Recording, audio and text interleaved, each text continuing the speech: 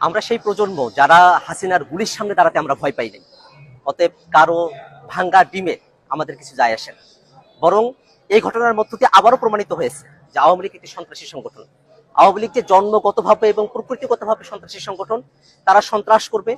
তারা বাংলাদেশের মানুষ যারা স্বাধীনতাকামী আছে, বাংলাদেশপন্থী মানুষেরা আছেন, যারা জুলাই অভ্যুত্থানের পক্ষে শক্তি আছেন, তাদের উপরে তারা হামলে পড়বে। এটাতে আমরা আর অবাক হই না, বরং আমরা মনে করি যে অন্তর্বর্তীকালীন সরকার এই দীর্ঘ সময়ে 1 বছর জুড়ে আওয়ামী লীগকে বিচারের আওতায় নিয়ে আসার যে প্রক্রিয়া সরকারের শুরু করার কথা ছিল, সেটা খুব সামান্য অগ্রসর হয়েছে। আওয়ামী লীগের যেসব সন্ত্রাসীরা বাংলাদেশ থেকে পালিয়ে এসেছে, তারা বিদেশের বিভিন্ন জায়গায় তারা এখনো সন্ত্রাসের শক করছে।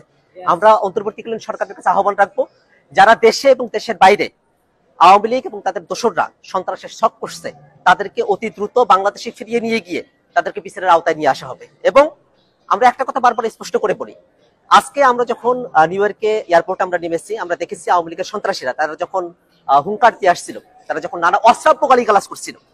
আপনারা জানেন যে আমাদের যুগ্ম সদস্য সচিব তাসিম জারা আপু, তিনি আমাদের সঙ্গে এসেছেন। তাকে উদ্দেশ্য করে নানা ধরনের অশ্রাব্য গালিগালাজ করা হয়েছে, আমাদের উদ্দেশ্য করে অশ্রাব্য গালিগালাজ করা হয়েছে। আমরা মনে করি এটাই আওয়ামী লীগের চরিত্র।